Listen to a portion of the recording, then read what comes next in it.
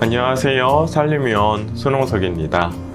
이번 시간에는 지난 시간에 이어서 내가 스스로 다시 잠을 잘 수 있는 그런 힘을 길러가는 치료법 중에서 수면 제한요법이라는 것에 대해서 살펴보도록 하겠습니다.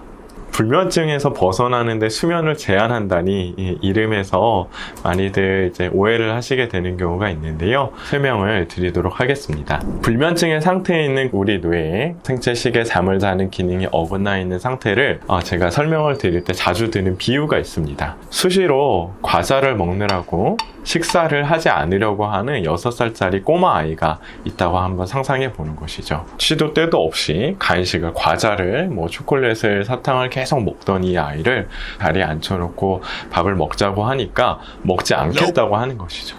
아이 입장에서는 그럴 수 있겠죠. 자기는 배도 부르고 식사는 과자에 비해서 맛도 없는 것 같고 열량도 섭취를 했으니 자기는 밥을 먹지 않겠다라고 하는 겁니다. 이 6살짜리 꼬마 아이는 그런 착각을 하고 있는 것이죠. 근데 사실은 이것은 우리가 영양 섭취하는 방식에 있어서 좋은 방식이 아니라 오히려 몸을 해치는 방식이겠죠. 잠을 못 자고 있는 우리 뇌의 상태라는 것이 아주 비슷한 상태가 될 수 있습니다. 예를 들어서 불면증의 상태에서는 잠을 못 자면서 계속 침대에서 누워있는 시간이 점점 늘어나게 됩니다. 잠들기까지 굉장히 오래 걸리면서 뒤척이고 있는 그 시간도 마찬가지고요. 중간에 깨서 역시 다시 잠이 와라 하면서 누워있는 그 시간도 결국은 잠을 못 자고 누워있게 되는 시간이죠. 어떤 경우에는 내가 잠들기까지 오래 걸리기 때문에 다음날 중요한 일이 있는 경우에는 미리부터 일찍 들어가서 침대에 누워있는 것이죠. 잠을 못 자면서요.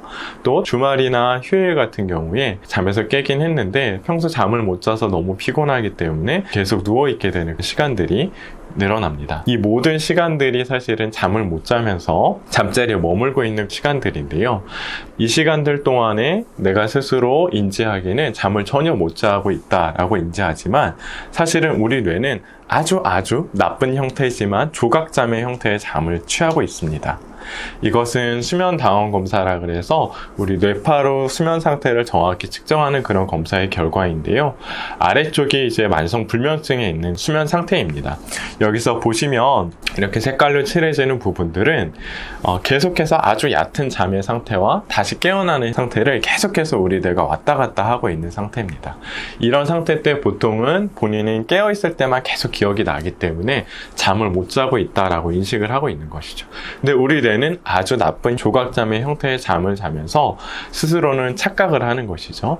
아까 6살짜리 꼬마 아이처럼 과자 같은 것만 먹고 몸에 나쁠 수 있는 것들을 먹고 정작 정상적이고 깊은 잠은 자지 않으려고 하는 그런 상태가 반복돼서 습관이 되고 있는 것입니다. 자, 결국은 침대에 누워있던 시간은 많지만 실제적으로 잠을 잔 시간을 줄어든다는 것은 수면 효율이 떨어지게 된다는 것을 의미합니다.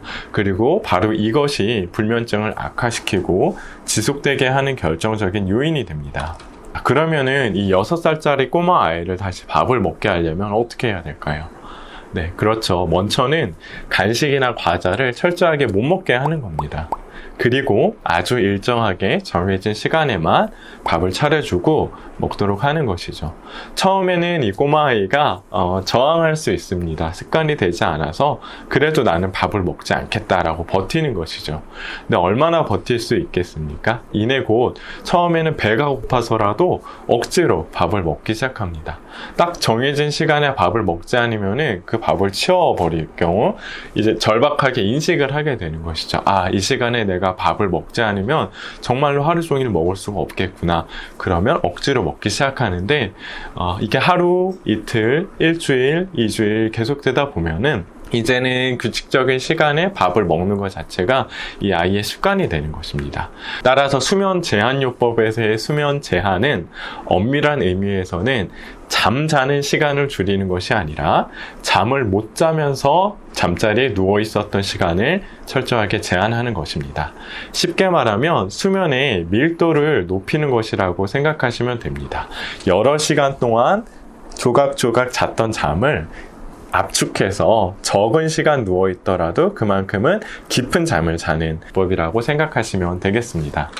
조금 구체적으로는 이제 수면 일기라는 것을 먼저 작성합니다. 수면 일기라는 것은 내가 잠자리에 들었던 시간과 일어났던 시간, 이거를 기록을 해가는 것인데요. 이렇게 글로 기록하기도 하고, 이 화면에서 보시는 것처럼 그림으로 도표를 표시를 하기도 합니다. 이것을 작성하는 이유는 나의 수면 패턴, 실제로 수면 시간이 어느 정도 되는지를 정확하게 파악하는 것이 첫 번째 목적이고, 수면 제한 요법을 통해서 이 수면 패턴이 어떻게 변해가는지를 보는 것이 또 두 번째 목적입니다. 그리고 두 번째 원칙은 아침 비상 시간을 먼저 정합니다. 그리고 이것을 아주 철저하게 지켜나가는 것이 중요합니다. 내가 전날 아무리 못 잤어도, 혹은 다음날 휴일이라서 더 길게 잘 수 있는 날이더라도 예외 없이 정해진 시간에 무조건 일어나야 합니다. 누웠는데 잠이 안 오거나 자다가 깨서 역시 못 자고 뒤척이고 있는 시간에는 계속 누워 있어서 그 시간에 조각잠을 자고 우리 뇌는 간식을 먹어서 밥을 안 먹을 수 있기 때문에 미련을 버리고 나오는 겁니다. 나와서 어두운 조명 아래서 독서를 한다거나 명상을 한다거나 이런 정적인 활동을 하다가 정말 다시 잠이 쏟아질 때 다시 들어가게 되는 것입니다. 결과적으로 침대에 누워있는 시간은 줄이고 그 중에서 실제로 잠을 자는 시간은 일정하게 맞춰가는 것이 수면 제한 요법이라고 할 수 있겠습니다. 역시 이 수면 제한 요법을 스스로 지켜나가기란 상당히 쉽지 않은 그런 원칙이기 때문에 많은 어려움이 있는 중에는 이거를 같이 체계적으로 계획을 세우고 또 그 계획 하에서 점진적으로 좀 잠자는 시간을 늘려가는 방식으로 치료가 진행이 되게 됩니다.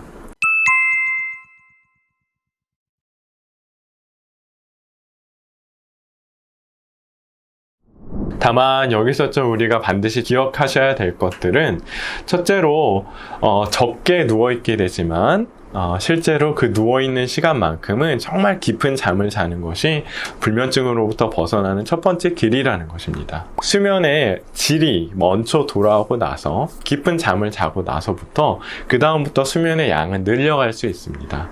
하지만 반대로 누워있는 시간은 많은 상태에서 얕은 잠을 자는 것은 불면증에서 계속 머물러 있게 되는 상태가 됩니다. 따라서 이 원칙들을 지켜가다 보면은 초기에는 피로도가 오히려 높아질 수 있습니다. 우리 뇌는 깊은 잠을 자는 습관은 아직 들지 않은 상태에서 잠자리에 누워있는 시간을 확 줄여버렸기 때문입니다. 하지만 이 고비를 넘겨내다 보면은 점차 적은 시간 누워있지만 더 깊은 잠을 자고 그것으로 인해서 피로감이 조금 덜해지고 이런 선순환의 상태로 진입을 하게 됩니다.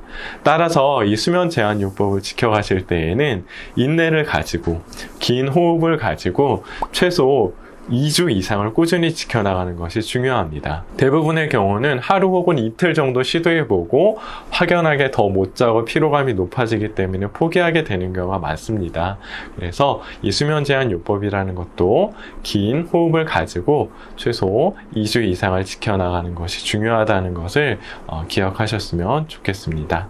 네, 이상으로 스스로 잠을 자는 힘을 길러가는 방식 중에서 수면 위생, 자극 조절 요법, 그리고 이 수면 제한 요법에 대해서 함께 살펴봤습니다. 몇 시간에 걸쳐서 불면증에 대해서 또 불면증에서 벗어나는 방법에 대해서 살펴봤습니다. 작은 도움이라도 되셨기를 바랍니다. 감사합니다.